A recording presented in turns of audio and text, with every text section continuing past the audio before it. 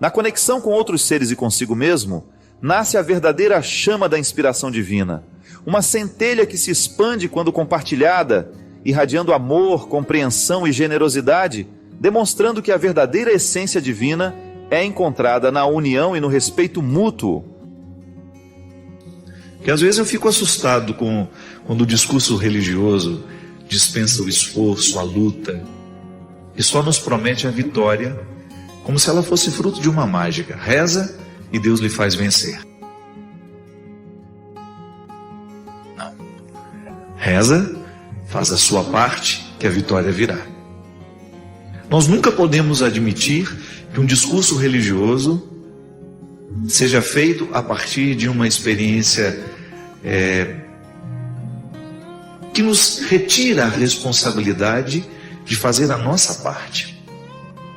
E a gente sabe que às vezes o discurso é feito até com boa vontade, mas ele não corresponde à verdade humana. É por isso que o discurso religioso precisa sempre ser equilibrado entre céu e terra. Deus nos faz alcançar a vitória? Sim. Para isso Ele nos fez. Mas a gente precisa retirar essa vitória, muitas vezes, desse contexto glamouroso, né? Essa vitória, ela é suada, ela é conquistada com luta diariamente. E é bom que a gente sempre tenha isso em mente, que toda a ação é de Deus, que nos antecede. Deus se apressa em ser bom, para que a gente tenha condições de ser bom também. É tão interessante e é tão radical esse posicionamento teológico, que na teologia do sacramento da penitência, a igreja nos ensina que até mesmo quando a gente se arrepende, Deus já agiu dentro de nós para que a gente tivesse condições de arrepender. Não é interessante isso? Eu só posso me arrepender do meu pecado se Deus visitou o meu coração e provocou dentro de mim aquele sentimento de inadequação que me faz reconhecer que o que eu fiz não foi bom. Então, até para eu me arrepender, Deus precisa estar dentro do meu coração. De maneira que o arrependimento não é só uma obra humana. É claro que o arrependimento vai passar pelas minhas faculdades mentais, eu vou processar a informação, eu vou viver o desconforto por aquilo que eu fiz de errado, mas o que me motiva a refletir sobre o erro e ter condições de encontrá-lo e de reconhecê-lo é a ação de Deus em mim. Então, eu só posso ser bom porque a bondade de Deus agiu primeiro dentro do meu coração. Eu só tenho condições de fazer um gesto de bondade porque primeiramente eu fui visitado pela bondade de Deus no meu coração. E é por isso que eu estou dizendo que a ação de Deus na vida humana e a vida cristã, podemos, dizer, a vida cristã, ela é sempre a resposta à graça divina que atua em nós. Mas se eu não respondo a essa graça, é provável que eu passe a minha vida tendo a oportunidade de ser bom e nunca serei porque faltou o meu esforço. Toda vez, por exemplo, que eu decido perdoar alguém, eu já estou visitado pela graça de Deus em decidir perdoar alguém. Mas a gente sabe que o processo de perdoar será uma luta minha. Quando eu terei de encontrar aquela pessoa, engolir o sapo, daquela coisa desagradável que muitas vezes nos dá, vontade de chegar e de falar um desaforo e de já ficar sendo descortês com aquela pessoa, porque às vezes a gente tem essa necessidade. É impressionante como nós exercemos a nossa maldade com as pessoas, sem perceber às vezes. Pode observar que às vezes você é mal com o outro sem perceber que está sendo. É quase que um processo inconsciente, que nos faz muitas vezes pegar o outro para Cristo, como comumente nós costumamos dizer. E julgamos sobre eles, sobre aquela pessoa, todas as nossas mazelas, todas as nossas frustrações, todos os nossos desequilíbrios. É horrível isso. Mas aí a nossa consciência se acende e a gente decide que a gente vai viver melhor, que a gente não tem o direito de crucificar o outro com os nossos pecados. E então Deus começa a agir em nós e nós vamos como que colocando em cima da mesa todas as peças que constituem a nossa totalidade, para a gente poder arquitetar melhor isso. Então Deus me quer vitorioso, Deus lhe quer vitorioso, sim, nós acreditamos nisso. Mas se a gente não assume a responsabilidade que nos cabe diariamente, é provável que o desejo de Deus não atinja a nossa carne, ele não se concretize em nós. E não adianta. Deus quer que eu seja feliz, que você seja feliz, Deus quer que a gente viva bem, mas se a gente não faz a nossa parte nessa história, jamais vamos conseguir chegar ao resultado daquilo que Deus quis para nós. É o refrão bonito, né, da música Tudo Posso, da minha querida amiga Celina Borges. Vou perseguir tudo aquilo que Deus escolheu para mim. Eu vou persistir, e mesmo nas marcas daquela dor. Hoje de manhã, nós ouvimos o testemunho da Patrícia, no programa que tivemos aqui na Canção Nova, para ajudar o projeto Dai-me Almas a fechar a campanha nesse mês. Por que a Patrícia conseguiu superar a dor de ter perdido uma filha de maneira tão trágica? Por que a Patrícia não aceitou o caminho fácil do antidepressivo que iria aliená-la? Porque naquele momento ela estava visitada pelo poder de Deus, mas ela resolveu agir. Ao dizer, eu não vou tomar o entorpecente para me fazer esquecer a morte da minha filha, o que ela resolveu fazer? Arregaçar as mangas, chorar a dor de cada dia e ir fazer alguma coisa por quem ainda precisava dela. Organizou o luto de maneira cristã. Eu não estou dizendo que você não pode tomar o seu remédio caso ele realmente seja necessário. O que eu estou dizendo é que muitas vezes, porque não queremos enfrentar a dor, porque não queremos enfrentar a realidade, a gente se entorpece naquela ilusão de que o remédio será capaz de nos curar. Não, minha gente, não é assim. Quando Deus está presente dentro do nosso coração, a gente vê a vida como ela é. A gente enxerga os fatos, as tragédias, as dificuldades, e a gente se coloca diante de tudo isso de maneira responsável. A dor é humana. A dor é humana, e por mais absurda que ela possa nos parecer, nós podemos dar conta dela sim. Como é que nós damos conta da dor? Chorando do jeito certo, apoiados pelas pessoas que nos amam, que nos ajudam a enfrentar aquele momento de dificuldade, aquele momento tenebroso, pavoroso. Como é que nós organizamos o luto? É enfrentando diariamente, é chorando a dor de cada dia, é a gente não permitindo que a vida fique paralisada, mas que a gente aos poucos comece a fazer um movimento natural que nos reencaminhará ao contexto da harmonia, para que a gente possa harmonizar o coração. Às vezes eu fico assustado, como que nos dias de hoje, nós estamos entrando dentro de uma mentalidade onde o sofrimento não pode fazer parte da vida, como se sofrer fosse ser infeliz. Não. A gente pode muito bem sofrer e ser feliz. É contraditório? É. Mas a palavra de Jesus nos ensina que essa contradição é que nos coloca no prumo da vida. É possível sim a gente estar machucado pela vida e mesmo assim a gente ser feliz. Como? Não é a felicidade que muitas vezes a gente está acostumado, né, a pensar, a felicidade do sorriso, a felicidade da festa, não. Mas aquela satisfação de que você está vivendo a coisa do jeito certo. Porque em última instância, minha gente, se você espremer o conceito de felicidade, o que sobra é isso. É você saber que você está sendo quem você deveria ser, que você está vivendo as coisas como deveria viver, que você está em paz com você. É isso que faz com que a gente seja feliz. É como você está sofrendo um processo de perda. Acompanhei há um tempo atrás uma moça que precisava se desligar do vínculo doentio que ela tinha com o namorado. Já haviam chegado à conclusão de que o namoro só fazia mal, que eles só se machucavam, e quanto mais ela tentava, mais ela se machucava, e ele também vivendo um processo extremamente nocivo a ele mesmo, um relacionamento que já não tinha mais amor, que tinha só dependência. É triste isso. E no momento que ela fala, padre, mas é tão difícil ficar longe dele, ao mesmo tempo que ele me faz tão mal, na hora que eu estou rompendo com ele é tão difícil. E eu falava para ela que a cada dia que ela passasse longe dele, ela deveria sentir-se feliz por ter conseguido romper com o vínculo que lhe destruía. Como é que essa menina vai conseguir ser capaz de superar esse rompimento? Quando ela substitui os pensamentos opressivos por pensamentos que libertam. Quando ela olhar para ao final do terceiro dia, do quarto, do quinto, que isso é igual dependência de droga, viu gente?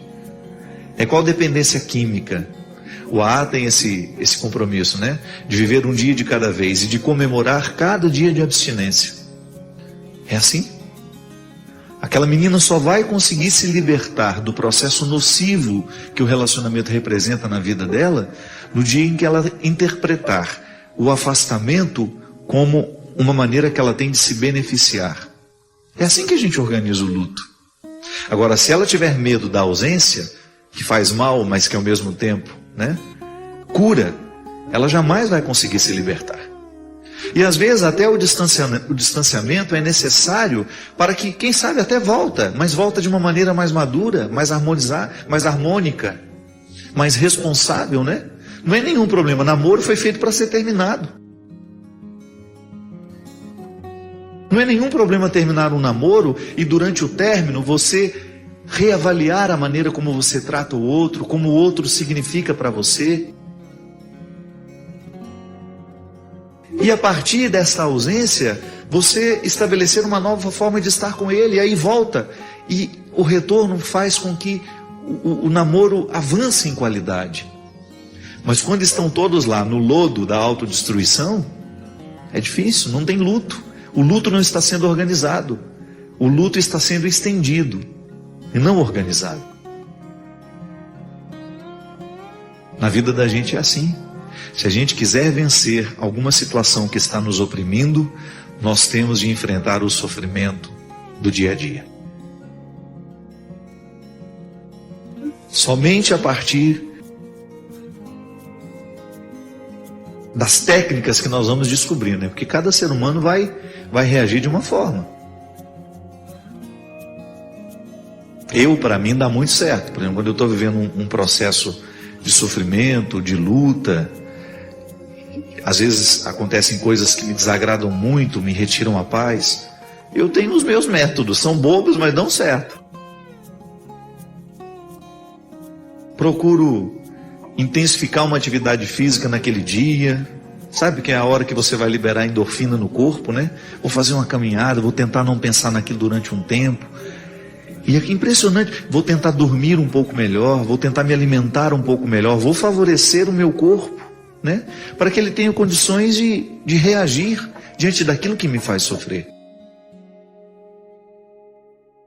Vou rezar um pouco mais, vou ler coisas boas, vou assistir a um bom filme, vou fazer alguma coisa que tenha condições de provocar dentro de mim o contrário do que aquele sentimento ruim está provocando. É a hora dos amigos, né? É a hora das pessoas que nós amamos. É a hora de você estar bem acompanhado, porque nenhum luto é suportável se a gente não estiver acompanhado de pessoas que nos amam. Patrícia experimentou na carne, experimenta diariamente. Viver para mim é Cristo, morrer é ganho. Não significa perder a vida, viu, esse morrer. É morrer no dia a dia para aquilo que não nos permite viver. É uma decisão inteligente. Todos os dias você alimenta sentimentos que são de morte. Todos os dias você alimenta pensamentos que são de morte. Então o que você faz porque você é cristão? Corta na raiz tudo aquilo que significa morte na sua vida. Ainda que esta morte possa lhe dar um prazer temporário, né? Que as coisas de morte, muitas vezes elas nos alimentam com prazeres temporários. Você vai lá e corajosamente elimina aquele poder do mal. E então, você está contribuindo para que a vitória que Deus quer que aconteça na sua vida, aconteça de frente. Nada se submete ao desviver. O que foi dito não se recolhe à boca, o que foi escrito não se deixa apagar. As escolhas nos trouxeram até aqui. O arrependimento não altera um só centímetro do passado. Perdoe-se. Tudo aconteceu como podia ser. Eu sei que você tem uma tendência de se acusar diariamente por aquilo que não alcançou, por aquilo que fez de errado. É natural na vida humana. Isso quando não enchemos a nossa vida de si. Se eu tivesse feito, se eu tivesse falado, se eu tivesse ido, se eu tivesse ficado. Nós sempre teremos muitas possibilidades para a acusação. Mas não faz sentido. A vida que você tem diante de você hoje precisa ser perdoada. Para que não fique nenhum ressentimento, nenhuma mágoa. Para que você tenha condições de seguir adiante. Olhe-se com generosidade. Você alcançou tanto.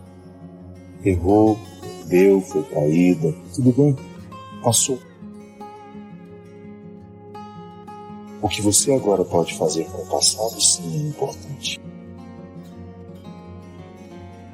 A vida que você tem diante dos seus olhos, essa página em branco, que Deus lhe dá a oportunidade de escrever.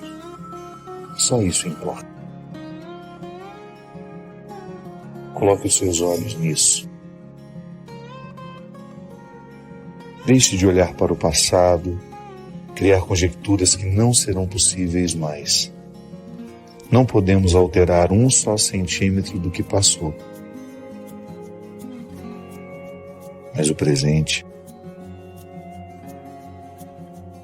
o presente, esse está diante de nós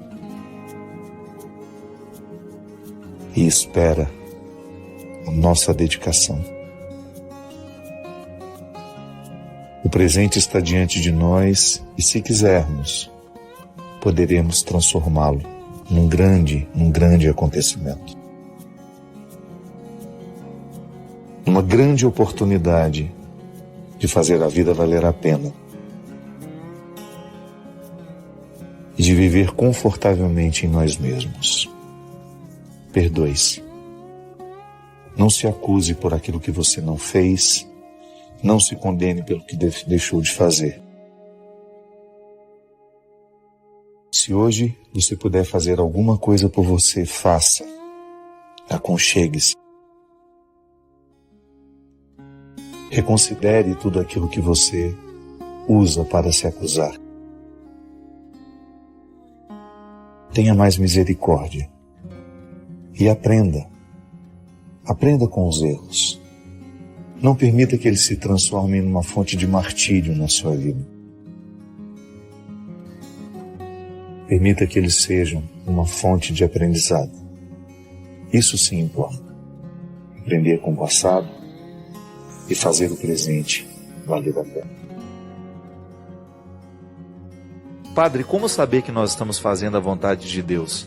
Tomei uma decisão e estou com muito medo de não estar fazendo a coisa certa. Minha filha, eu costumo dizer que a vontade de Deus nós a identificamos através do bom senso. Deus fala para nós, a gente tem aquela visão, né, de que Deus entra, grita numa nuvem, meu filho, ou que Deus virá em sonho, né? Não, pelo amor de Deus. Como é que Deus fala comigo? Através do bom senso. Quando eu olho para uma situação e eu descubro que eu preciso fazer aquilo. O bom senso me aponta. O melhor a ser feito é isso. E como é que eu confirmo? Através de pessoas de bom senso. Eu vou lá, peço um conselho. Deus nos fala assim, minha gente. Através de pessoas sábias que a gente procura. Olha, eu queria uma opinião sua. Você acha que se eu fizer assim vai dar certo? E é muito bom a gente ter pessoas que a gente tenha essa confiança em procurar, em abrir o jogo, em contar quais são os nossos projetos. O que você acha? Estou pensando em fazer isso. Será que isso é vontade de Deus para a minha vida? Agora, nunca coloque o parâmetro de decisão para uma pessoa apenas, não. Ah, o padre me falou isso e eu vou seguir à risca o que ele falou. Cuidado. Pode ser que aquele padre tenha falado sem muita reflexão também, estava lá louco para te despachar, estava correndo apressado, que às vezes a vida é assim, minha gente. Às vezes você está naquela correria danada, vem a pessoa, ô padre, e coloca uma questão tão séria, que é injusto comigo. Eu não quero refletir a sua vida de qualquer jeito. E às vezes, no meio da pressa, da confusão, eu não tenho como lhe dar um conselho sábio, eu não tenho como analisar com profundidade a sua questão. Então é melhor você ter a convicção de que Deus falará ao seu coração e você terá certeza de que vai estar fazendo a vontade de Deus quando você começa a procurar o bom senso. Então, eu ajo a partir de um bom senso. É notório isso dentro do processo humano, né? É fácil identificar. Então, Deus me quer agindo assim, assim, assado. Eu estabeleço um projeto e começo a conversar com pessoas que me amam, com pessoas que têm uma visão um pouco mais ampla daquilo que eu estou refletindo sozinho. Isso é um bom jeito que a gente tem de buscar este caminho, né? Fazer a vontade de Deus na nossa vida. Só quem já leu os livros do Padre Fábio de Mello sabe o quanto eles são transformadores, nos fazem refletir e mudam a nossa forma de enxergar a vida. Se você ainda não leu, não perca essa grande chance. Saiba mais clicando nos links da descrição. Obrigado pela sua companhia. Derrame sobre nós a bênção do Deus Todo-Poderoso, Ele que é Pai, Filho e Espírito Santo. Padre, como saber que nós estamos fazendo a vontade de Deus? Tomei uma decisão e estou com muito medo de não estar fazendo a coisa certa. Minha filha, eu costumo dizer que a vontade de Deus nós a identificamos através do bom senso.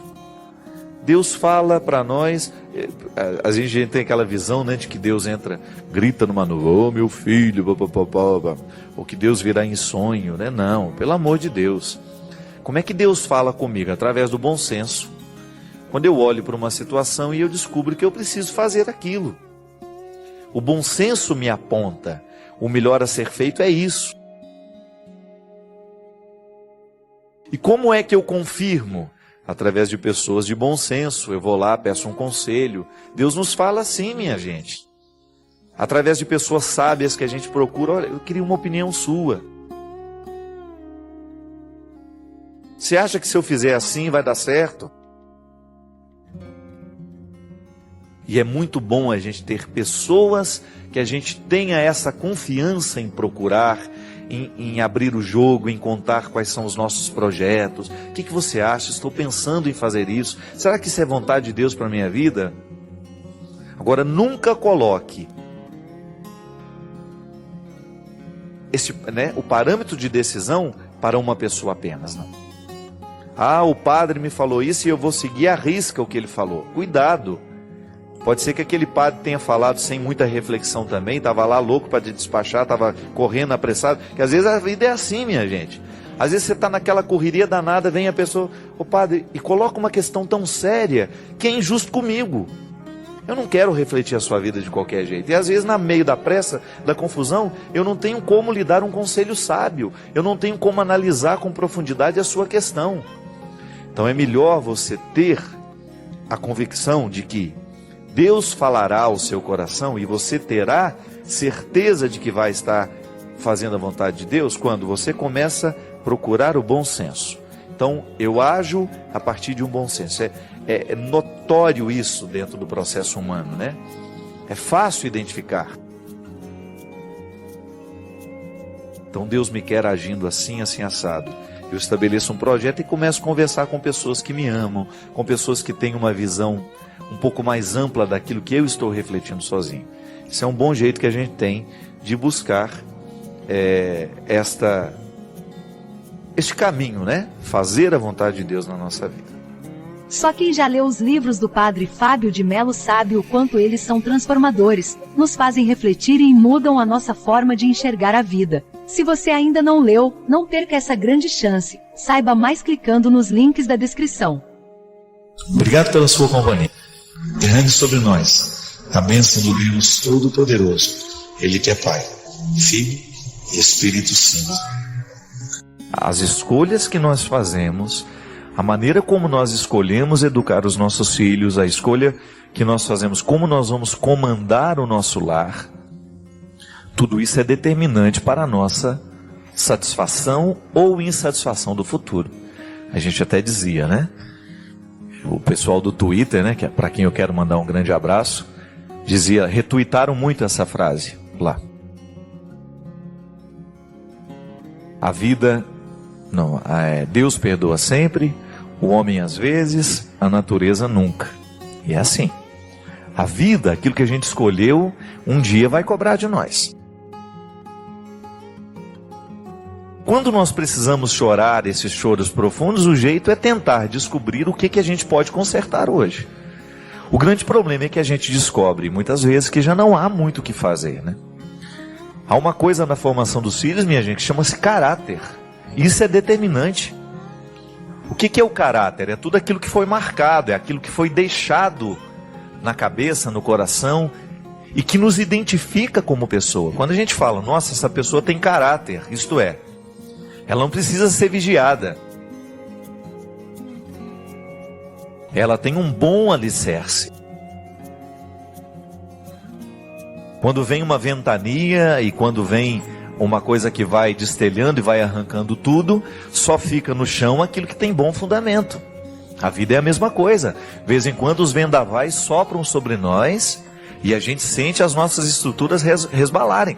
Quanto maior, quanto mais firmado está o caráter da pessoa a partir de bons valores, de realidades que foram bem construídas, maior será a capacidade que essa pessoa vai ter de resistir e de ficar de pé. Qual que é o grande problema do mundo de hoje? A fragilidade das pessoas. Eu fico impressionado, gente. É terrível como a gente identifica isso o tempo todo. A vida é difícil hoje do mesmo jeito que era difícil há 50 anos atrás. O que muda são, muitas vezes, as oportunidades. A gente tem muita possibilidade hoje, então é claro que nós vamos sofrer um pouco mais. Quanto maior é o número de possibilidades que uma pessoa tem, maior é o número de escolhas que ela vai ter que fazer. Então o ser humano de hoje precisa de ter muito preparo para dar conta de sobreviver. Mas as dificuldades existem, desde que o mundo é mundo. Agora, o que eu fico assustado é perceber o quanto que as pessoas estão frágeis nos dias de hoje. Entregam os pontos muito facilmente. É impressionante o quanto que hoje nós não estamos dispostos a viver os sacrifícios que a vida nos pede. E eu acho que essa é a raiz do grande problema. Educar um filho, trazer um filho para o mundo, a pessoa traz o filho para o mundo, mas ela quer continuar vivendo do mesmo jeito que vivia quando não tinha filhos. Isso é muito irresponsável. Outro dia eu estava vendo aquela moça da televisão, né? Astrid Fontanelli, né? Que é a apresentadora de TV, naquele mesmo programa onde eu conheci a Flor de Lis. Ela adotou um garoto. E a apresentadora de televisão estava perguntando, e aí, Astrid, como é que está a sua vida agora, depois que a criança veio? Ela falou, totalmente modificada. Só com essa frase, você já sabe que a Astrid está no caminho certo. Filho que não modifica totalmente a vida da mãe e do pai, não está sendo bem administrado. Aí a apresentadora falou, mas como assim? O que mudou? Ela falou assim, eu não saio mais como saía no passado. Esse garoto precisa ser olhado o tempo todo. Eu não confio isso somente às babás. Eu faço questão de ficar com ele o tempo maior que eu puder. Por quê? Minha gente, vai ter ascendência sobre o filho, sobre a criança, aquele que tiver mais tempo sobre ela. Aquele que estiver mais tempo com aquela criança. Então veja bem, Por mais que você confie nos cuidados físicos da babá, você sabe que a babá não vai deixar morrer asfixiado, você sabe que a babá vai dar a comida na hora certa, você sabe que a babá vai dar o banho na hora certa, vai colocar para dormir na hora certa. Mas e o caráter? Quem é que vai deixar nessa criança? A babá ou você? Será que as nossas babás estão preparadas para oferecerem o caráter que os seus filhos precisam? Às vezes estão. Às vezes elas estão até mais preparadas que os pais. Mas nem sempre isso é uma realidade. O caráter é que vai determinar é que vai ajudar este menino e esta menina a fazer as escolhas da vida. A gente fica assustado como hoje os nossos filhos estão indo muito cedo para as drogas. Claro. Os nossos filhos com 11, 12 anos, eles já estão vivendo vida de adultos. Não estão preparados para a vida adulta, mas já estão podendo viver a vida de adulto. Nós já falamos aqui tantas vezes, né? Eu particularmente acho que é uma agressão contra os nossos filhos quando nós os expomos a um período da vida para o qual eles não estão preparados. Criança tem que ser criança. Adolescente é adolescente. Não pode viver, não pode antecipar no tempo aquilo para o qual eles não estão preparados. Isso é crime. E é por isso que colocou o filho no mundo, comece agora a administrar esta permanência dele no mundo. Porque se esse filho não der certo depois, nós não vamos ter como olhar para uma outra pessoa. Quem é a grande responsável? Quem é o primeiro responsável pela educação dos filhos? É pai e mãe. É claro que você vai ter uma série de colaboradores. A escola onde ele vai estudar, a creche onde ele vai ficar, os amigos que vão rodear, mas tudo isso também você que administra.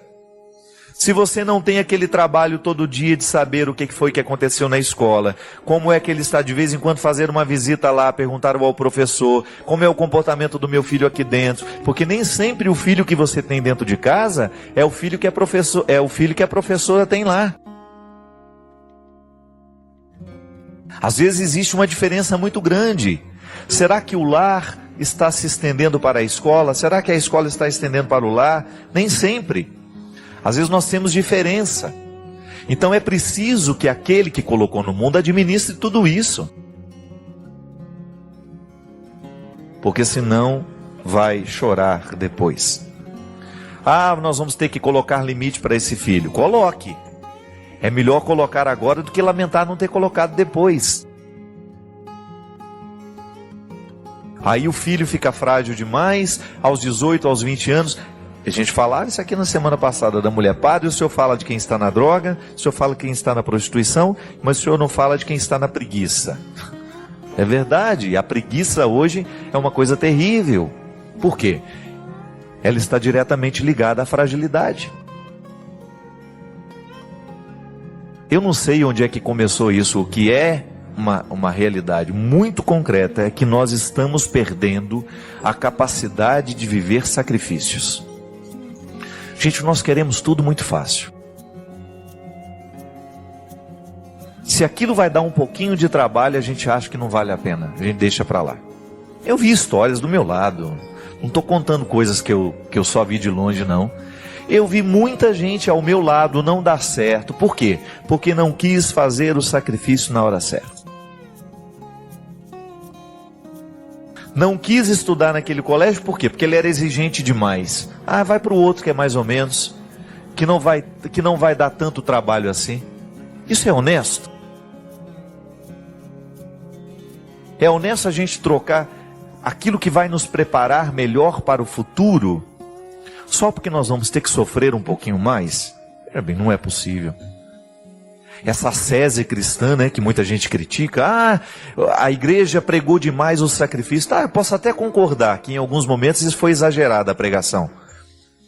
Mas hoje também, essa cultura laissez-faire, né, faz o que quer, é tudo muito solto. Isso não vai construir gente também. Se eu quero um resultado, eu tenho que saber que para conseguir aquele resultado no futuro, eu tenho que me empenhar no presente. Não dá certo, gente. Não vai dar certo se você deixar crescer de qualquer jeito, se você não impor limites, se você não disser não na hora certa, se não disser o sim na hora certa, se você não tiver aquele sacrifício todo dia, fazer a lição de casa. Não é só filho que tem que fazer a lição de casa. Pai e mãe tem que fazer a lição de casa. E o que é a lição de casa? Como foi o dia hoje? Onde que você foi? Como é que foi aquela história lá? Não se trata de investigar, não. Se trata de ficar amigo, de procurar estabelecer esse diálogo, que dá trabalho. É chato mesmo. Às vezes você chega em casa cansado, precisando de um descanso, e você chega lá querendo ficar livre de todo mundo, e aí você acaba abrindo mão disso. Tudo bem, um dia não dá, está cansado demais, mas você não pode abrir mão disso todo dia. Quantas vezes você vê os menininhos, né, pequenininhos, eu falo isso no livro do Sequestro da Subjetividade, Quem Me Roubou de Mim. É um livro que eu recomendo para todos os pais. Por quê? Porque ele fala disso. Tem exemplos lá concretos de uma mãe que não consegue lidar com o filho de 5 anos. O filho de 5 anos manda nela. Tem total autoridade sobre ela, por quê? Porque ela tem medo de contrariar a criança. Então nós precisamos tomar muito cuidado, porque às vezes nós, ao não impor o limite na hora certa, a gente acaba plantando um problema muito sério para o futuro. E volto a dizer, a vida só pode dar certo mediante a experiência sincera de um sacrifício bem feito, de uma renúncia bem feita, porque é isso que vai dar condições para a gente poder chegar lá e ter o direito de sentar e descansar. Não tem como descansar desta missão de ser pai. É o dia a dia, é luta, ninguém mandou você casar, ninguém mandou você ter filho, ninguém lhe obrigou a isso. É escolha. Então, se você fez essa escolha, você precisa ter essa responsabilidade todo dia. E isso não vai ficar pesado à medida que você ama, gente. Quando o amor é que resolve tudo isso. Isso que é interessante também. Você percebe que quando você ama alguém de verdade, você é capaz de fazer sacrifício. E você vai descobrindo o próprio caminho que o amor indica para falar o não na hora certa e dizer o sim na hora certa. É assim que tem que ser, não adianta. Agora, é luta, é sacrifício? É. Mas ninguém diz também que seria muito fácil. Cada reflexão é uma oportunidade de aprofundarmos nossa fé e proximidade com Deus. Inscreva-se no canal e deixe nos comentários as bênçãos e insights que você recebeu.